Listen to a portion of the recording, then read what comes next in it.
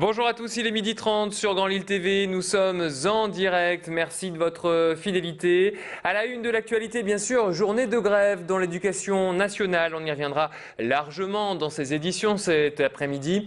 Nous parlerons également du match contre le Trabzonspor qui se prépare pour le LOSC ce soir.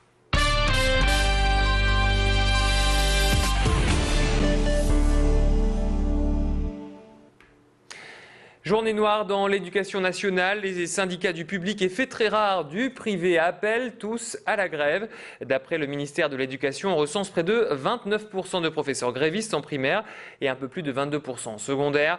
Des taux beaucoup plus élevés pour les syndicats. Les manifestants partent à 14h30 depuis la porte de Paris à Lille pour une grande manifestation dans les rues de la capitale des Flandres. Alors, quelle est la situation dans la métropole ? Eh bien, à Lille, on trouve tout type de situation. 57% des enseignantes de primaire et de maternelle sont en grève. Dans 23 établissements, on comptabilise même 100% de grévistes. Exemple, au centre scolaire Sainte-Marie à Lille, qu'on voit sur ces images, 42 salariés sur 49 sont en grève.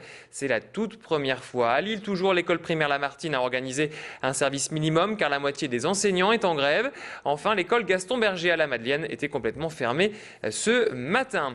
Alors, je vous le disais, fait très rare, les syndicats du privé participent à ce mouvement car l'enseignement catholique a également été touché avec 1450 suppressions cette rentrée.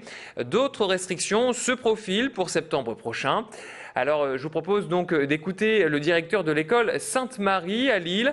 Il avait prévu un service minimum, mais ce matin, aucun parent n'a emmené ses enfants. On l'écoute au micro de Macha Grunessen. Beaucoup d'établissements sélectionnent un peu les élèves qui recrutent, mais les suppressions de postes existent aussi. Et puis, dans le privé, il y a aussi des tas d'établissements qui font un travail auprès des élèves les plus en difficulté. Et on a besoin de moyens pour ces élèves-là. Effectivement, on peut se poser la question comment on faisait il y a 50 ans, mais il y a 50 ans, c'était il y a 50 ans. Et aujourd'hui, on a vraiment besoin de moyens. Les moyens sont parfois accordés et on n'a pas la possibilité de recruter. Voilà donc ce qu'on pouvait dire à propos de cette grève. Bien sûr, nous serons en direct tout à l'heure depuis le cortège de manifestants qui part donc à 14h30 de la porte de Paris à Lille. Légère augmentation du chômage en août dans la région, on comptabilise désormais 327 025 demandeurs d'emploi le mois dernier, soit une augmentation de 0,1% par rapport à juillet et de 4% en un an. Le département du Nord, lui, suit exactement la même tendance.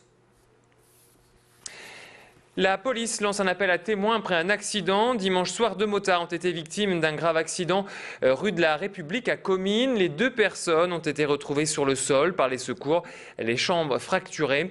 Un véhicule est suspecté de les avoir percutés avant de prendre la fuite. Les policiers de Tourcoing recherchent donc des témoins de cette collision. Si vous avez des renseignements, vous pouvez contacter le commissariat au 03 20 69 27 27 ou au 28 87. À moins de 48 heures du prochain débat télévisé, la guerre fait rage chez les candidats aux primaires socialistes. Hier, c'est Arnaud Montebourg qui s'est promené sur les terres de l'une de ses favorites de ce scrutin, Martine Aubry.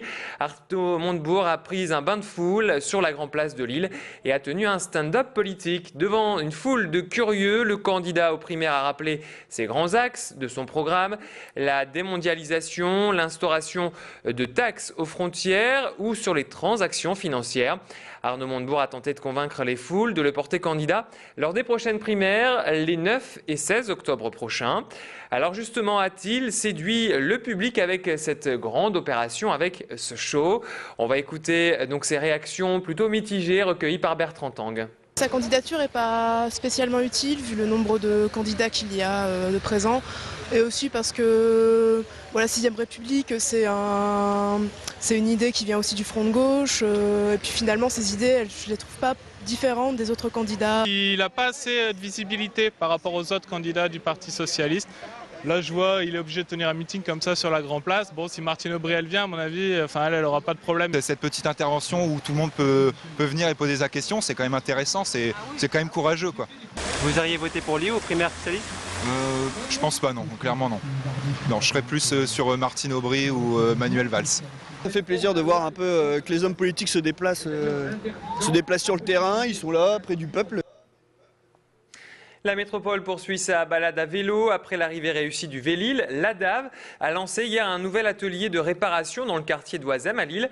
Crevaison, problème de freinage ou d'éclairage, des bénévoles de l'association du droit au vélo vous y attendent pour vous aider dans les réparations, mais surtout pour vous donner des conseils à appliquer plus tard. Attention, pensez à réserver avant de vous déplacer. Cet atelier est entièrement gratuit, ouvert à tous les mardis de 18h30 à 20h30 et les premiers samedis du mois de 10 à 12h. Alors, on va écouter donc le président de l'association de l'ADAV. Il revient donc sur les conséquences de l'arrivée du Vélil sur l'utilisation des deux roues à Lille. Alors, on a fait un comptage qu'on fait tous les mois. Mercredi dernier, on a eu 30% d'augmentation en plus de circulation vélo en centre-ville de Lille. Donc obligatoirement, il y aura des réparations à faire en nombre. Les gens qui utilisent un vélo longue durée en location peuvent avoir besoin de l'atelier vélo, c'est évident. Malgré que dans leur contrat, il y a une possibilité tous les 6 mois de faire une révision gratuite. Mais ça ne suffira pas, parce que s'ils l'utilisent au quotidien, on peut avoir un problème de crevaison, un problème d'ampoule, de câble de frein. Et l'atelier est tout à fait là pour y répondre. C'est la fin de ce flash. Merci de l'avoir suivi. On se retrouve pour la météo.